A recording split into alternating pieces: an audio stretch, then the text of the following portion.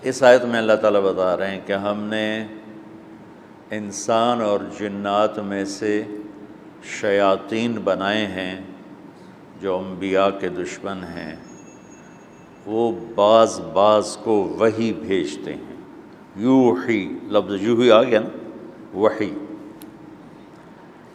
اس وحی کی دو صفتیں ہیں، ایک وہ جھوٹ ہے، دھوکہ ہے، فراڈ ہے، فریب ہے، اس کی حقیقت اللہ نے بتائی۔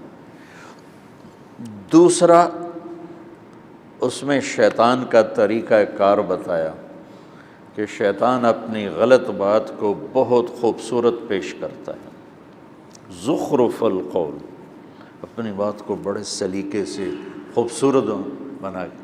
دیکھو آج دین حق سے لوگ بھاگے ہوئے ہیں، معذرت کے ساتھ، کہ جو اہل منبر ہیں انہوں نے دین کو اتنے برے طریقے سے پیش کیا ہے کہ لوگ خریدار بننے کی بجائے الٹا بھاگ کے متنفر ہو کے، کہ کوئی کارواں سے ٹوٹا، کوئی بدگماں حرم سے، کہ امیر کارواں میں نہیں خوب دل نوازی۔ اللہ تعالیٰ اقبال کی خبر روشن کرے، اس نے سارے خطیبوں کا آپریشن کر کے دے دی۔ کوئی کارواں سے ٹوٹا، کوئی بدگماں حرم سے، کہ امیر کارواں میں نہیں خوب دل نوازی۔ جو دین کو پیش کرنے والے تھے انہوں نے اس کو سجا کے پیش کرنے کی بجائے شدت کے ساتھ پیش کیا۔ تو لوگ، چونکہ میں اس دور سے گزرا ہوا ہوں، میری کالج لائف، ہم جمعہ ہی پڑھتے تھے، کبھی وہ بھی نہیں پڑھتے تھے، تو ہم جمعے کی نماز کے لیے جاتے تھے جب مولانا صاحب کی تقریر کے ختم ہونے میں 1 منٹ باقی ہوتا تھا، کہ ہم کوشش کرتے تھے کہ ہم مسجد میں داخل ہوں تو مولانا صاحب کہیں کہ اب آپ سنتیں ادا فرمائیں، کیونکہ ہم سے سنا ہی نہیں جاتا تھا۔ ڈانٹ ڈپٹ، دوزخ، اور سوائے ڈرانے دھمکانے کے اور اس کے علاوہ بات میں شدت اور سختی اور مجمع کی توہین، یہ عام رخ ہے۔ 5 انگلیاں برابر نہیں ہیں، محبت سے بات کرنے والے بھی موجود رہے ہر دور میں، لیکن آٹے میں نمک کی طرح۔ ہر مکتب فکر نے ایک تو اسلام کی دعوت دینے کی بجائے اپنے مکتب کی دعوت، تو لہٰذا امت گروہوں میں، فرقوں میں تقسیم ہوتی چلی گئی۔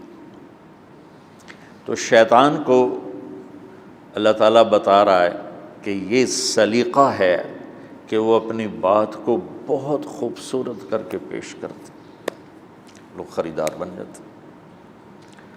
اصلی پھول بیچنے والے فارغ بیٹھے ہیں اور نقلی کاغذی پھولوں والے دکان اپنی چلا رہے ہیں۔ زخرف القول غرورا، وحی۔ مولانا الیاس صاحب پہلی ہستی ہیں جنہوں نے دین کو نرمی سے دین پیش کیا۔ انہوں نے اپنے مسلک مذہب کو نہیں پیش کیا، دین پیش کیا، اور محبت اور نرمی سے پیش کیا، اور آگے نصیحت بھی اسی کی۔ تو 6 بر اعظم میں دعوت کی بات پہنچ گئی، اور تلمبے جیسے ایک دور دراز جگہ کے نامعلوم سے قصبے میں آپ جو تشریف فرما ہیں، اس کے پیچھے جو سبب ہے وہ مولانا الیاس صاحب رحمۃ اللہ علیہ۔ اللہ کی طرف سے ان کو یہ چیز القاء ہوئی۔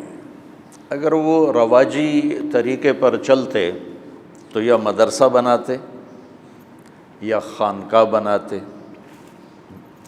یا کوئی تصنیف و تالیف کا کام کرتے۔ اللہ نے اس سے ہٹا کر ان کو دعوت پہ لگایا اور اس کا نتیجہ آپ کے سامنے ہے۔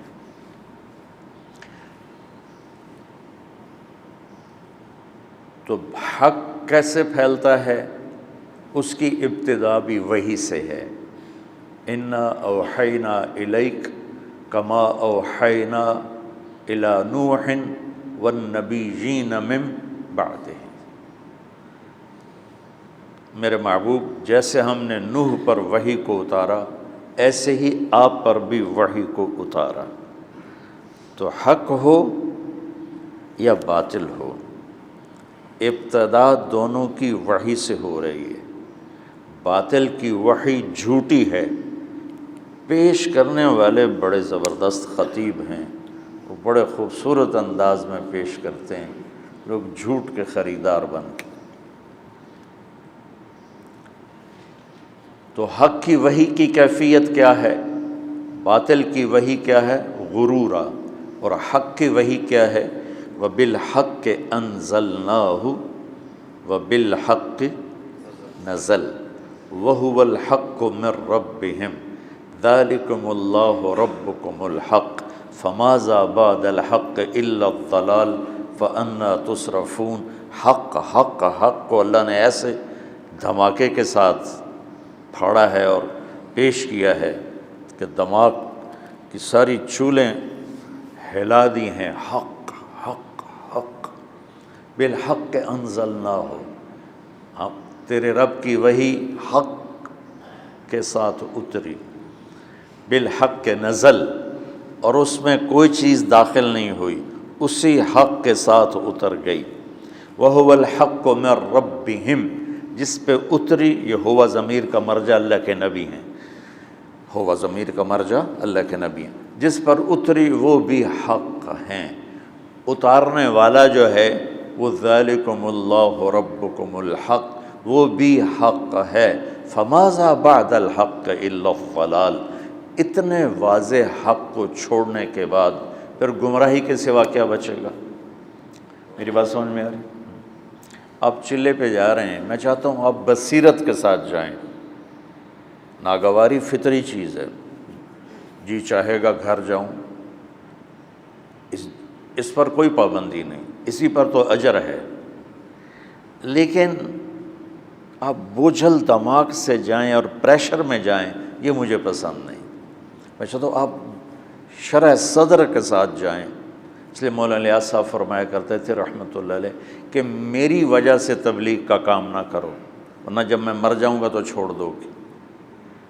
تم قرآن کی نصوص اور احادیث میں خود غور کر کے ذمہ داری سمجھو اور کرو۔